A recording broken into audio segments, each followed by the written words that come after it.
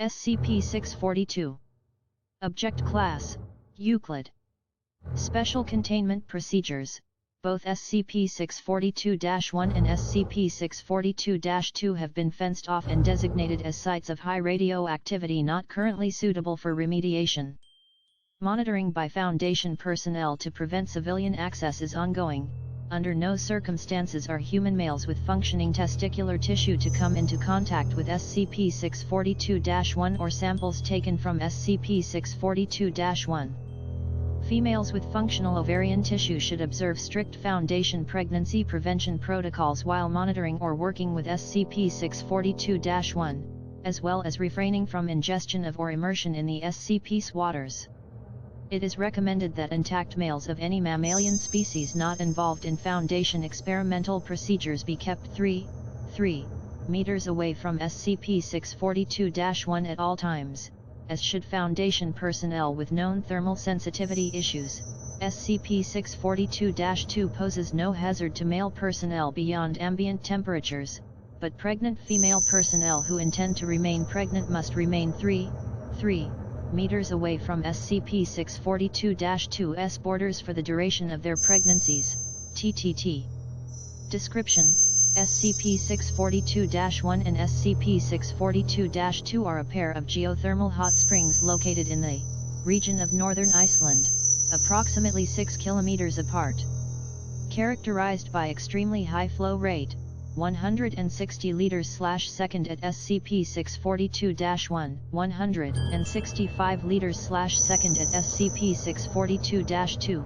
Water emerges at both sites at temperatures varying between 45 and 57 degrees Celsius depending on the time of year. The sites are geographically remote and inconveniently situated relative to the majority of the island's population centers. They came to Foundation attention in 2020 during the mass genomic decoding project. Foundation agents were dispatched to the valley to investigate anomalous data, and the study results were first doctored, then sealed. As of 2020 there had not been a male birth in over 400 years. The residents have instead made use of SCP-642-1's unique properties. Immersion of a sexually mature female mammal in SCP-642-1's waters induces thlitocose reproduction, that is to say, fusion of two unfertilized mature ova or polar bodies present in preovulatory follicles to produce a diploid zygote genetically identical to its lone parent. The chemical and biological properties of SCP-642-1 result in rapid early development of the zygote, usually at a rate 2 to 4 times faster than normal for the species. Agent's accidental immersion in SCP-642-1 revealed that SCP-642-1's properties are not sex-linked and will in fact induce fusion of any mature gametes in the body and subsequent rapid zygotic development regardless of cytoplasmic composition of the cells in question. In humans, mature ova are mostly produced one at a time, but mature male gametes' sperm cells number in the millions at any given time. As Agent initially discounted the inflammation as being due to SCP-642-1's elevated temperatures, no medical measures were taken. By the time his situation was recognized, tissue damage had data expunged. Agent's autopsy was conducted under BSL-3 protocols in Sector 7 Medical Lab. With the extracted data expunged, the results are available to Level 4 security clearance personnel as document number CH-2462. Further discussion with residents after Agent's death led to the discovery of SCP-642-2 6 km away. Considerably different in chemical composition and inhabited by several previously unknown thermophilic microbial species, SCP-642-2 was cited as a sort of counteragent to SCP-642-1.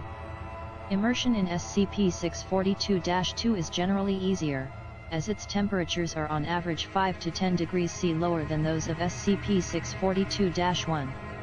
Within 5 minutes of immersion, all cellular development and division of blastocystic cells, the outer layer of a developing zygote that has not yet implanted, ceases and the cells begin to disintegrate, resulting in the death and expulsion of the unimplanted embryo.